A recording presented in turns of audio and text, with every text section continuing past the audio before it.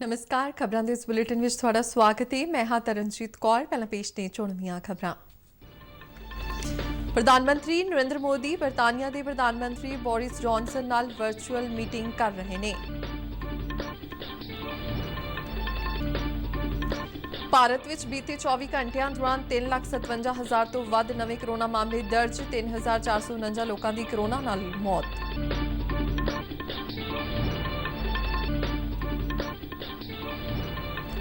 ਮੁੱਖ ਮੰਤਰੀ ਅਰਵਿੰਦ ਕੇਜਰੀਵਾਲ ਵੱਲੋਂ ਕੌਮੀ ਰਾਜਧਾਨੀ ਦੇ 72 ਲੱਖ ਰਾਸ਼ਨ ਕਾਰਡ ਧਾਰਕਾਂ ਨੂੰ 2 ਮਹੀਨਿਆਂ ਲਈ ਮੁਫਤ ਰਾਸ਼ਨ ਅਤੇ ਆਟੋ ਅਤੇ ਟੈਕਸੀ ਚਾਲਕਾਂ ਨੂੰ 5-5 ਹਜ਼ਾਰ ਰੁਪਏ ਵਿੱਤੀ ਮਦਦ ਦੇਣ ਦਾ ਐਲਾਨ।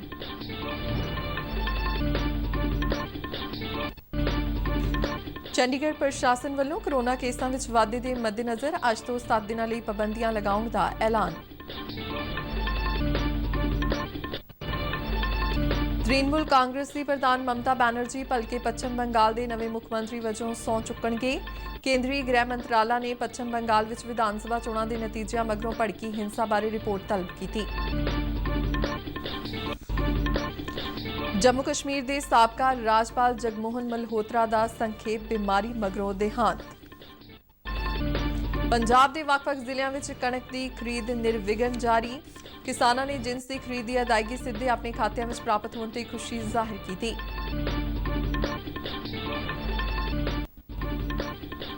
ਤੇ BCCI ਨੇ IPL 2021 ਨੂੰ ਅਣਮਿੱਥੇ ਸਮੇਂ ਲਈ ਮੁਲਤਵੀ ਕੀਤਾ।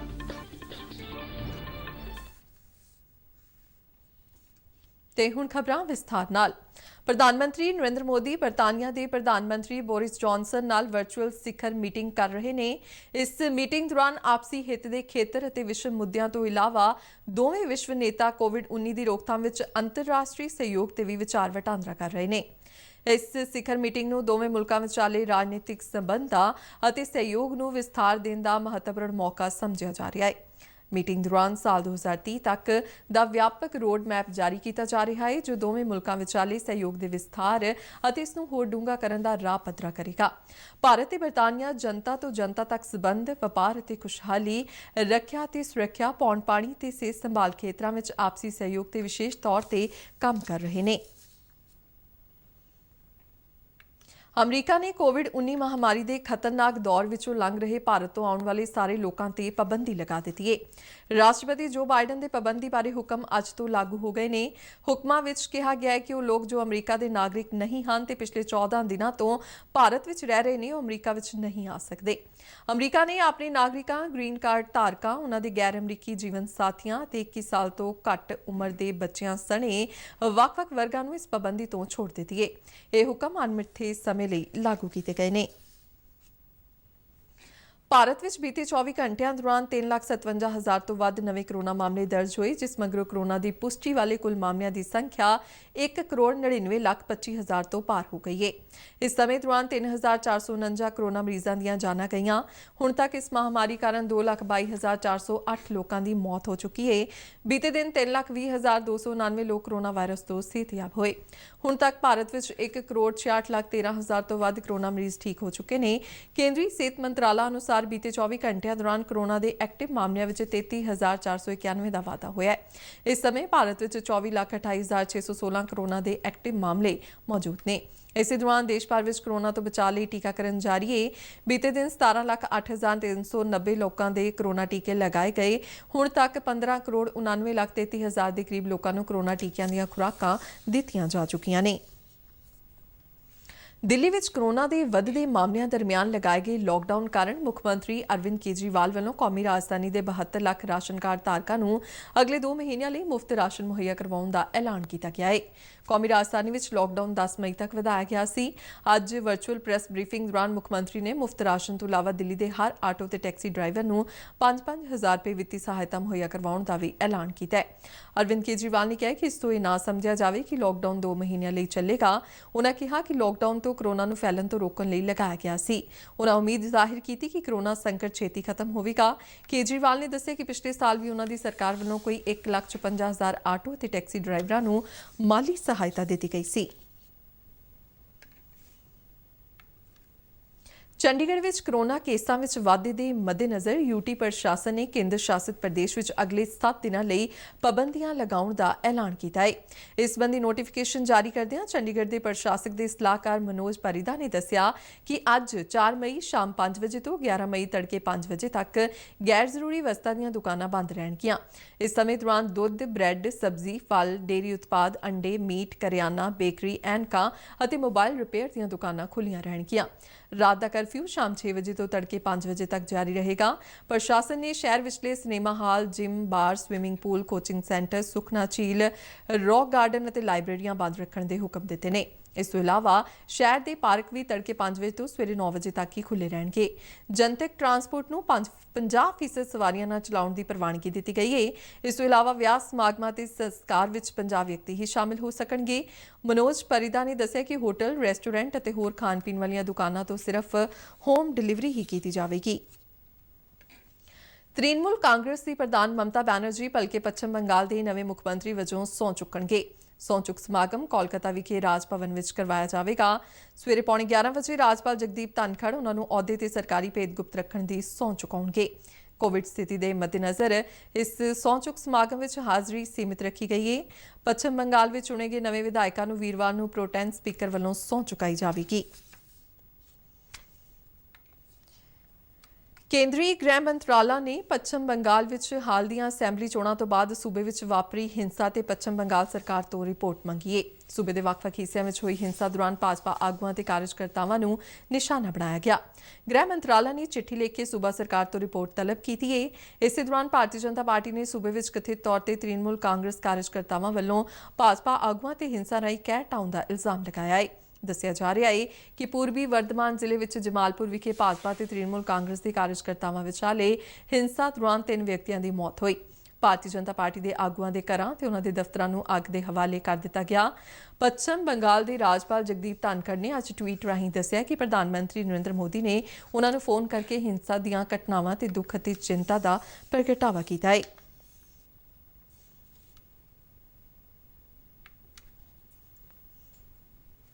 ਜੰਮੂ ਕਸ਼ਮੀਰ ਦੇ ਸਾਬਕਾ ਰਾਜਪਾਲ ਅਤੇ ਸਾਬਕਾ ਕੇਂਦਰੀ ਮੰਤਰੀ ਜਗਮੋਹਨ ਮਲਹੋਤਰਾ ਦਾ ਅੱਜ ਨਵੀਂ ਦਿੱਲੀ ਵਿੱਚ ਸੰਖੇਪ ਬਿਮਾਰੀ ਮਗਰੋਂ ਦੇਹਾਂਤ ਹੋ ਗਿਆ। ਉਹ 94 ਵਰ੍ਹਿਆਂ ਦੇ ਸਨ। ਜਗਮੋਹਨ ਨੇ 1984 ਤੋਂ ਲੈ ਕੇ 1999 ਅਤੇ ਫਿਰ ਜਨਵਰੀ 1990 ਤੋਂ ਮਈ 1990 ਤੱਕ ਜੰਮੂ ਕਸ਼ਮੀਰ ਦੇ ਰਾਜਪਾਲ ਵਜੋਂ ਸੇਵਾਵਾਂ ਨਿਭਾਈਆਂ। ਰਾਸ਼ਟਰਪਤੀ ਰਾਮਨਾਥ ਕੋਵਿੰਦ ਨੇ ਜਗਮੋਹਨ ਦੇ ਅਕਾਲ ਚਲਾਣੇ ਤੇ ਦੁੱਖ ਪ੍ਰਗਟ ਕਰਦਿਆਂ ਉਨ੍ਹਾਂ ਦੇ ਪਰਿਵਾਰ ਅਤੇ ਦੋਸਤਾਂ ਮਿੱਤਰਾਂ ਨਾਲ ਹਮਦਰਦੀ ਜਤਾਈ ਹੈ। ਆਪਣੇ ਟਵੀਟ ਵਿੱਚ ਰਾਸ਼ਟਰਪਤੀ ਨੇ ਕਿਹਾ ਕਿ ਜਗਮੋਹਨ ਦੀ ਮੌਤ ਨਾਲ ਰਾਸ਼ਟਰ ਤੋਂ ਇੱਕ ਵਿਲੱਖਣ ਟਾਊਨ ਪਲਾਨਰ, ਕੁਸ਼ਲ ਪ੍ਰਸ਼ਾਸਕ ਅਤੇ ਵਿਦਵਾਨ ਖੁੱਸ ਗਿਆ ਹੈ। ਰਾਸ਼ਟਰਪਤੀ ਨੇ ਕਿਹਾ ਕਿ ਉਨ੍ਹਾਂ ਦਾ ਪ੍ਰਸ਼ਾਸਨਿਕ ਅਤੇ ਸਿਆਸੀ ਜੀਵਨ ਬੇਜੋੜ ਪ੍ਰਤਿਭਾ ਵਾਲਾ ਸੀ। ਉਨ੍ਹਾਂ ਕਿਹਾ ਕਿ ਜਗਮੋਹਨ ਦੀ ਮੌਤ ਨਾਲ ਇੱਕ ਖਲਾਅ ਹਮੇਸ਼ਾ ਹੀ ਮਹਿਸੂਸ ਕੀਤਾ ਜਾਵੇਗਾ। ਪ੍ਰਧਾਨ ਮੰਤਰੀ ਨਰਿੰਦਰ ਮੋਦੀ ਨੇ ਵੀ ਟਵੀਟ ਕਰਕੇ ਜਗਮੋਹਨ ਦੀ ਮੌਤ ਤੇ ਅਫਸੋਸ ਪ੍ਰਗਟਾਇਆ ਹੈ। ਟਵੀਟਰ ਤੇ ਆਪਣੇ ਸੁਨੇਹੇ ਵਿੱਚ ਉਨ੍ਹਾਂ ਕਿਹਾ ਕਿ ਜਗਮੋਹਨ ਜੀ ਦਾ ਦੇਹਾਂਤ ਰਾਸ਼ਟਰ ਵਾਸਤੇ ਇੱਕ ਬਹੁਤ ਹੀ ਵੱਡਾ ਘਾਟਾ ਹੈ।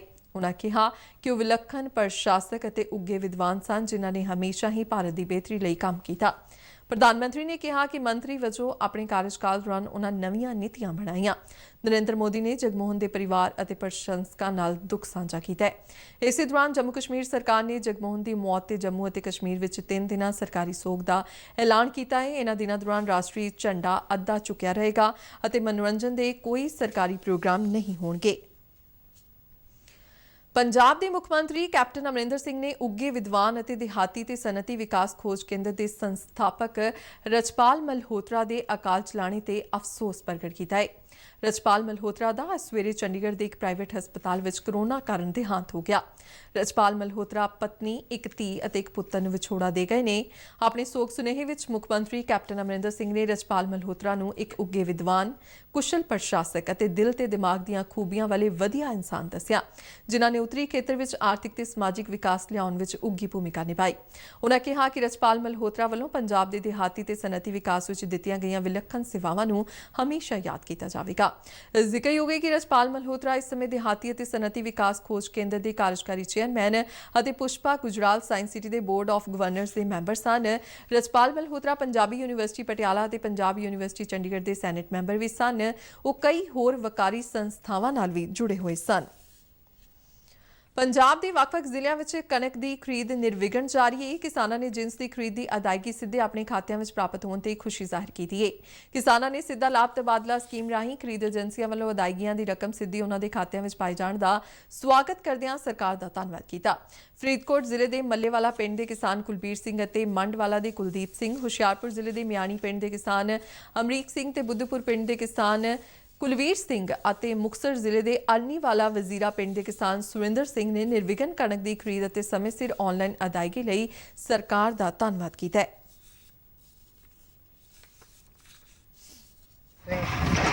बलजीत सिंह, मैं अपनी कनक मंडी पहलू वाला लेके आया सी ते मेरा नाल दे नाल पक्का लग के भाव लग्या ते 48 घंटे के अंदर मेरी पेमेंट मेरे खाते आ गई। मैं सरकार का बहुत बहुत धन्यवाद। ਕੁਲਦੀਪ ਸਿੰਘ ਸਾਨਾ ਬੰਬੀ ਸਿੰਘ ਮੰਡ ਵਾਲਾ ਜੀ। ਮੈਂ ਕੋਟਸੂਪੀ ਮੰਡੀ ਦੇ ਵਿੱਚ ਕਣਕ ਲੈ ਕੇ ਆਇਆ ਜੀ। ਕਣਕ ਮੇਰੀ ਸਹੀ ਸਮੇਂ ਸਿਰ ਪੱਕੀ ਹੈ, ਸਮੇਂ ਸਿਰ ਮੈਨੂੰ ਪੇਮੈਂਟ ਹੋ ਗਈ ਹੈ। ਉਹਦੇ ਨਾਲ ਮੈਂ ਆਪਦਾ ਸਾਰਾ ਢਾਂਚਾ ਚਲਾ ਸਕਦਾ ਹਾਂ। ਬੱਚਿਆਂ ਦੀ ਪੜ੍ਹਾਈ, ਜੋ ਝੋਨੇ ਦਾ ਬੀਜ ਲੈਣਾ ਹੋਵੇ ਜਾਂ ਖਾਦ ਖਰੀਦਣੀ ਹੈ, ਕੁਛ ਵੀ ਸਾਰਾ ਕੁਝ ਮਿਲ ਸਕਦਾ। ਇਸ ਕਰਕੇ ਮੈਂ ਭਾਰਤ ਸਰਕਾਰ ਦਾ ਵੀ ਧੰਨਵਾਦ। ਮੈਂ ਅਮਰੀਕ ਸਿੰਘ ਸਾਨੂੰ ਸਰਦਾਰ ਸੋਹ ਸਿੰਘ ਪਿੰਡ ਵੱਡੀ ਮਿਆਣੀ ਜ਼ਿਲ੍ਹਾ ਹੁਸ਼ਿਆਰਪੁਰ, ਜੋ ਕਿ ਮੈਂ ਆਪਣੀ ਕਣਕ 16 ਤਰੀਕ ਨੂੰ ਮੰਡੀ ਮਿਆਣੀ ਵਿਖੇ ਗੁਰਮੀਤ ਸਿੰਘ ਦੀ ਆੜਤ ਤੇ ਲੈ ਕੇ ਆਇਆ ਸੀ ਅਤੇ ਮੇਰੀ ਕਣਕ ਦੀ ਖਰੀਦ ਐਫਸੀਆਈ ਵੱਲੋਂ ਕੀਤੀ ਗਈ, ਜਿਸ ਨੂੰ ਪੇਮੈਂਟ 3 ਦਿਨਾਂ ਦੇ ਅੰਦਰ ਮੇਰੇ ਖਾਤੇ 'ਚ ਪੈ ਗਈ ਹੈ। ਬਲਵੀਰ ਸਿੰਘ ਸਾਨਾ ਮੇਵਾ ਸਿੰਘ ਪਿੰਡ ਬੱਧੂਪੁਰ, ਇਹ ਨਸ਼ਹਿਰਾ ਪੱਤਰ ਜੋ ਮੰਡੀ ਜੇ मैं दाने सिੱਟੇ एफसीआई ने 70 ਕੁਇੰਟਲ ਮੇਰੀ ਪੇਮੈਂਟ ਪੈ ਚੁੱਕੀ ਹੈ। ਬਹੁਤ ਧੰਨਵਾਦ। ਮੈਂ ਸੁਰਿੰਦਰ ਸਿੰਘ ਸਨਫ ਲੱਖਾ ਸਿੰਘ ਪਿੰਡ ਅਰਨੀਵਾਲਾ ਵਜ਼ੀਰਾ। ਮੈਂ ਫੁੱਲੂ ਖੇੜੇ ਕੁਝ ਦਿਨ ਪਹਿਲੋਂ ਕਣਕ ਸਿੱਟੀ ਸੀ। ਮੇਰੀ ਕਣਕ ਵਧੀਆ ਸਹੀ ਟਾਈਮ ਤੇ ਤੁੱਲ ਗਈ ਏ। ਮੇਰੀ ਕਣਕ ਦੀ ਪੇਮੈਂਟ ਵੀ ਸਾਰੀ ਆ ਗਈ ਏ। ਮੈਂ ਭਾਰਤ ਸਰਕਾਰ ਦਾ ਤੇ ਐਫਸੀਆਈ ਦਾ ਧੰਨਵਾਦ ਕਰਦਾ ਹਾਂ। ਮੋਗਾ ਸ਼ਹਿਰ ਦੀ ਸੰਘਣੀ ਆਬਾਦੀ ਵਾਲੇ ਰਾਮਗੰਜ ਇਲਾਕੇ ਵਿੱਚ ਇੱਕ ਪੁਰਾਣੀ 2 ਮੰਜ਼ਿਲਾ ਇਮਾਰਤ ਢਹਿ ਗਈ, ਜਿਸ ਹੇਠਾਂ ਆ ਕੇ ਇੱਕ ਔਰਤ ਅਤੇ ਉਸ ਦੀ ਧੀ ਦੀ ਮੌਤ ਹੋ ਗਈ। ਇਸ ਮਕਾਨ ਵਿੱਚ ਇਹ ਮਹਿਲਾ ਆਪਣੀਆਂ 2 ਧੀਆਂ ਨਾਲ ਰਹਿ ਰਹੀ ਸੀ। ਘਟਨਾ ਸਮੇਂ ਦੂਜੀ ਧੀ ਬਾਹਰ ਕਿਸੇ ਕੰਮ ਕਰ ਲਈ ਗਈ ਹੋਈ ਸੀ। ਦੱਸਿਆ ਜਾ ਰਿਹਾ ਹੈ ਕਿ ਇਹ ਪਰਿਵਾਰ ਬੇਹੱਦ ਗਰੀਬ ਹੈ ਅਤੇ ਇਸ ਮਹਿਲਾ ਦੇ ਪਤੀ ਦੀ ਕੁਝ ਚਿਰ ਪਹਿਲਾਂ ਮੌਤ ਹੋ ਗਈ ਸੀ। ਇਸ ਹਾਦਸੇ ਤੋਂ ਬਾਅਦ ਸ਼ਹਿਰ ਵਿੱਚ ਮਾਤਮ ਪਸਰ ਗਿਆ ਹੈ।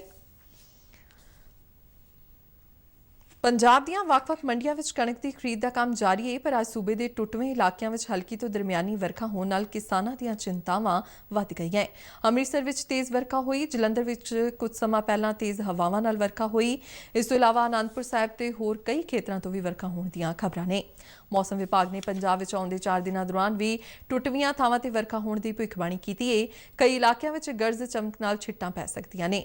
ਇਸ ਵਰਖਾ ਨਾਲ ਜਿੱਥੇ ਮੌਸਮ ਸੁਹਾਵਣਾ ਹੋ ਗਿਆ, ਉੱਥੇ ਕੁਝ ਥਾਈਂ ਕਿਸਾਨਾਂ ਲਈ ਆਫਤ ਬਣ ਗਈ। BCCI ਨੇ ਇੰਡੀਅਨ ਪ੍ਰੀਮੀਅਰ ਲੀਗ IPL 2021 ਨੂੰ ਅਣਮਿੱਥੇ ਸਮੇਂ ਲਈ ਮੁਲਤਵੀ ਕਰ ਦਿੱਤਾ ਹੈ। 2 ਦਿਨਾਂ ਅੰਦਰ 3 IPL ਖਿਡਾਰੀ ਕੋਰੋਨਾ ਪੋਜ਼ਿਟਿਵ ਪਾਏ ਗਏ, ਜਿਸ ਮਗਰੋਂ ਇਹ ਫੈਸਲਾ ਲਿਆ ਗਿਆ ਹੈ। ਅੱਜ ਸਨਰਾਈਜ਼ਰਸ ਹੈਦਰਾਬਾਦ ਦੇ ਵਿਕਟ ਕੀਪਰ ਬੱਲੇਬਾਜ਼ ਰਿਧੀਮਾਨ ਸਾਹਾ ਕੋਵਿਡ ਪੋਜ਼ਿਟਿਵ ਪਾਏ ਗਏ। IPL ਗਵਰਨਿੰਗ ਕੌਂਸਲ ਅਤੇ ਭਾਰਤੀ ਕ੍ਰਿਕਟ ਕੰਟਰੋਲ ਬੋਰਡ BCCI ਨੇ ਸਾਂਝੇ ਤੌਰ ਤੇ ਟੂਰਨਾਮੈਂਟ ਨੂੰ ਮੁਲਤਵੀ ਕਰਨ ਦਾ ਫੈਸਲਾ ਕੀਤਾ ਹੈ। ਡੀਡੀ ਪੰਜਾਬੀ ਦੇ ਖਬਰਾਂ ਦੇ ਬੁਲੇਟਿਨ ਸਾਡੇ ਦਰਸ਼ਕ YouTube channel RNU DDK Jalandhar ਤੇ ਵੀ ਵੇਖ ਸਕਦੇ ਨੇ ਅਤੇ ਇਹ ਬੁਲੇਟਿਨ RNU ਜਲੰਧਰ ਦੇ ਟਵਿੱਟਰ ਹੈਂਡਲ ਅਤੇ ਫੇਸਬੁੱਕ ਪੇਜ ਤੇ ਉਪਲਬਧ ਨੇ। ਤੇ ਬੁਲੇਟਿਨ ਦੇ ਅਖੀਰ ਵਿੱਚ ਚੋਣਵੀਆਂ ਖਬਰਾਂ ਇੱਕ ਵਾਰ ਫਿਰ ਤੋਂ। ਪ੍ਰਧਾਨ ਮੰਤਰੀ ਨਰਿੰਦਰ ਮੋਦੀ ਬਰਤਾਨੀਆ ਦੇ ਪ੍ਰਧਾਨ ਮੰਤਰੀ ਬੋਰਿਸ ਜੌਨਸਨ ਨਾਲ ਵਰਚੁਅਲ ਮੀਟਿੰਗ ਕਰ ਰਹੇ ਨੇ। ਭਾਰਤ ਵਿੱਚ ਬੀਤੇ 24 ਘੰਟਿਆਂ ਦੌਰਾਨ 3,57,000 ਤੋਂ ਵੱਧ ਨਵੇਂ ਕਰੋਨਾ ਮਾਮਲੇ ਦਰਜ। 3,449 ਲੋਕਾਂ ਦੀ ਕਰੋਨਾ ਕਾਰਨ ਮੌਤ। ਮੁੱਖ ਮੰਤਰੀ ਅਰਵਿੰਦ ਕੇਜਰੀਵਾਲ ਵੱਲੋਂ ਕੌਮੀ ਰਾਜਧਾਨੀ ਦੇ 72 ਲੱਖ ਰਾਸ਼ਨ ਕਾਰਡ ਧਾਰਕਾਂ ਨੂੰ 2 ਮਹੀਨਿਆਂ ਲਈ ਮੁਫਤ ਰਾਸ਼ਨ ਅਤੇ ਆਟੋ ਤੇ ਟੈਕਸੀ ਚਾਲਕਾਂ ਨੂੰ 5-5 ਹਜ਼ਾਰ ਰੁਪਏ ਵਿੱਤੀ ਮਦਦ ਦੇਣ ਦਾ ਐਲਾਨ। ਚੰਡੀਗੜ੍ਹ ਪ੍ਰਸ਼ਾਸਨ ਵੱਲੋਂ ਕਰੋਨਾ ਕੇਸਾਂ ਵਿੱਚ ਵਾਧੇ ਦੇ ਮੱਦੇਨਜ਼ਰ ਅੱਜ ਤੋਂ 7 ਦਿਨਾਂ ਲਈ ਪਾਬੰਦੀਆਂ ਲਗਾਉਣ ਦਾ ਐਲਾਨ। ਤ੍ਰਿਣਮੂਲ ਕਾਂਗਰਸ ਦੀ ਪ੍ਰਧਾਨ ਮਮਤਾ ਬੈਨਰਜੀ ਭਲਕੇ ਪੱਛਮ ਬੰਗਾਲ ਦੇ ਨਵੇਂ ਮੁੱਖ ਮੰਤਰੀ ਵਜੋਂ ਸਹੁੰ ਚੁੱਕਣਗੇ।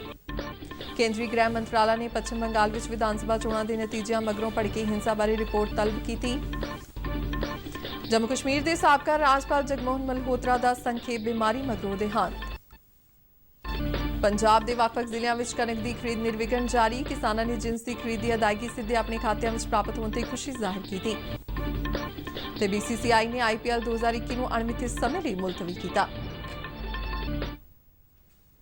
ਤੇ ਇਸ ਨਾਲ ਹੀ ਖਬਰਾਂ ਦਾ ਇਹ ਬੁਲੇਟਿਨ ਖਤਮ ਹੁੰਦਾ ਹੈ। ਆਗਿਆ ਦਿਓ, ਨਮਸਕਾਰ।